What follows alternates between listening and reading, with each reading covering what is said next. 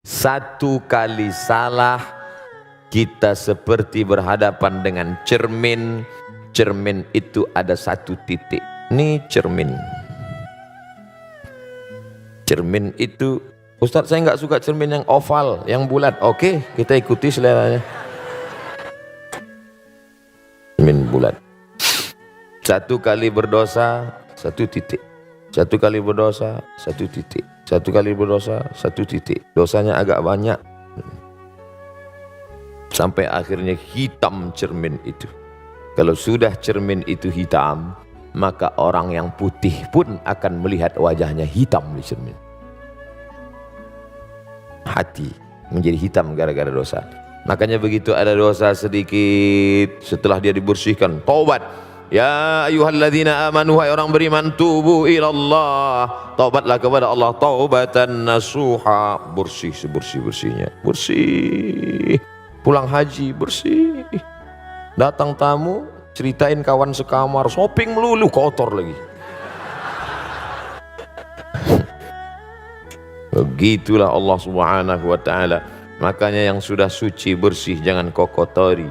Suci bersih, begitu ada terasa sedikit, astaghfirullahaladzim alladzi la ilaha illa huwal hayyul qayyum wa atubu ilaih. Cermin ini bukan mau ngelihat yang tidak-tidak, tapi melihat diri kita. Ketika kita merasa diri kita bersih, tidak ada dosa, sesungguhnya saat itu kita sedang berdosa. Yang paling baik adalah melihat diri kita tempat segala silap, salah dan dosa. Ustadz Somad kan ustadz, ada dosanya? Ada. Masih digoda setan, setannya ustadz juga. Oleh sebab itu maka senantiasa merasa ini diri ini banyak silap, banyak salah, banyak dosa. Fisik, psikis. Tapi Allah Maha Baik, maka Dia buatkan obatnya. Aflaha, beruntung yang sudah membersihkan dari segala penyakit ini, lalu kemudian yang kotor-kotor tadi dibersihkan. Maka dibersihkanlah dia dengan cara orang yang takabur, sombong. Apa obatnya? Tawadhu. Takbur, tawadhu. Orang yang riya, memperlihatkan amalnya, apa obatnya? Ikhlas.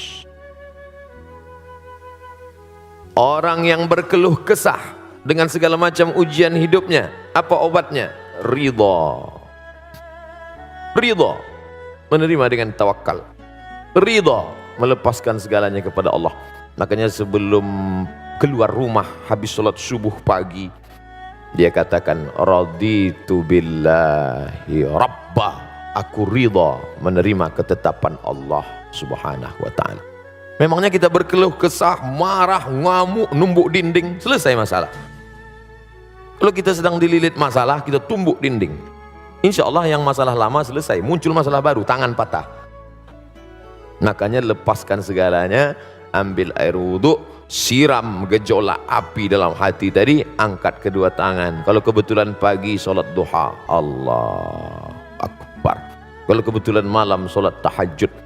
Kalau sekeliling dunia ini sudah tak mau lagi mendengar omongan kita, keluh kesah kita, tak ada lagi kawan tempat mencurahkan kerisauan kita, maka berbisiklah ke tanah, berbisiklah ke bumi, berbisiklah ke lantai.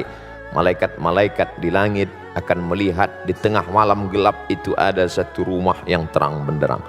Itu rumah siapa? Rumah orang yang bertahajud. Besok malam dia lihat lagi, itu rumah siapa? Rumah tahajud. Besok malam dia lihat lagi bercahaya, itu rumah siapa? Rumah bertahajud. Malam berikutnya dilihat, kenapa padam? Masalahnya sudah hilang, dia berhenti tahajud. Kenapa ketika ada masalah baru kita mengadu kepada Allah Subhanahu wa ta'ala? Walaupun 2 rakaat, walaupun singkat, walaupun pendek. Afdalnya tahajud jam 1, jam 2, betul. Tapi jangan gara-gara mau mengejar jam 1, jam 2, lalu jam 4 kita tidak tahajud. Bangun lihat jam 4, gak afdal, langsung tidur. Kenapa bangun jam 4? Memang jamnya di setel jam 4, ya jam 4. Coba setel jam 1, jam 2. Oleh sebab itu maka ini semua adalah obat-obat dan penyakit. Setelah itu Allah Ta'ala berikan, sama seperti dokter. Pak dokter, saya ini kena penyakit, kata orang mudah marah-marah, katanya darah tinggi, kolesterol naik, lalu kemudian ada ini segala macam. Dokter cuma ngasih tahu, Bapak rajin olahraga, banyak makan buah, jangan makan kambing, jangan kolesterol, jangan minum susu, tenangkan pikiran. Ini obatnya, ini 1 hari sekali, yang ini dimakan setelah makan, yang ini dimakan sebelum makan, yang ini 3 kali. Habis itu terserah. Dokter tidak memaksa, kamu harus, enggak, silakan. Kalau saya nggak mau makan ini, terus saya makan ini, makan ini, nggak mau makan obat, silakan aja, mati cepat. I'malu ma syi'tum, lakukan apa yang kau mau. Tapi ingat, Allah Subhanahu wa taala Maha melihat. Yang melihat kita bukan CCTV, yang melihat kita Dia. La ta'khudhuhu sinatun wal naum. Dia yang tidak mengantuk dan tidak tidur. Makanya ketika nanti imam membaca ayat ini, wa nafsin wa ma sawwaha fa alhamaha fujuraha wa taqwaha qad aflaha man zakkaha wa qad khaba man dassaha. Oh, ini yang kami kaji kemarin. Hai jiwa yang gabungan antara ruh dan jasad, yang gara-gara ruh dengan jasad bersatu ini muncul tamak, muncul rakus, muncul pelit, muncul bakhil, muncul dendam kesumat, muncul hasad dengki, muncul busuk hati, muncul marah, muncul egois. Sucikan dengan tawadhu, sucikan dengan ikhlas, bersihkan dengan zikir, senantiasa merasa diri hina. Saya Ustaz kalau dengar pengajian dah nggak masuk lagi, pergi ke THT, telinga hidung tenggorokan. Bukan itu maksud saya Ustaz, telinga saya dengar tapi tak masuk ke hati, pergi ke rumah sakit. Kemarin saya pergi ke Bandung, dibawa oleh Ustadz Hanan At-Taki, mampir ke rumah teduh. Ternyata hati yang panas mampir ke rumah teduh itu teduh, meleleh air mata. Ada saudara kita yang kena kanker mata yang besarnya hampir sebesar kepala. Perempuan-perempuan yang dikira hamil 9 bulan, rupanya di dalam tumor, cancer, kanker. Ibu sudah kena berapa lama? Sudah 4 bulan Ustaz. 4 bulan sebesar ini? Ya, 4 bulan tapi sebesar 9 bulan kandungan. Jadwal operasi kapan? 2020. Bayangkan itu. Napas sudah sesak sampai. Di sana baru terasa, oh hebat Ustadz Hanan. Dia bawa saya jalan-jalan, bukan ke bukit, bukan ke gunung, bukan ke pantai. Dia bawa jalan-jalan, melihat itu semua. Allah sedang negur, Abdul Somad, beban yang kau rasakan sekarang ini belum ada apa-apanya dibandingkan mereka. Nafasmu masih lapang, pandanganmu masih jelas.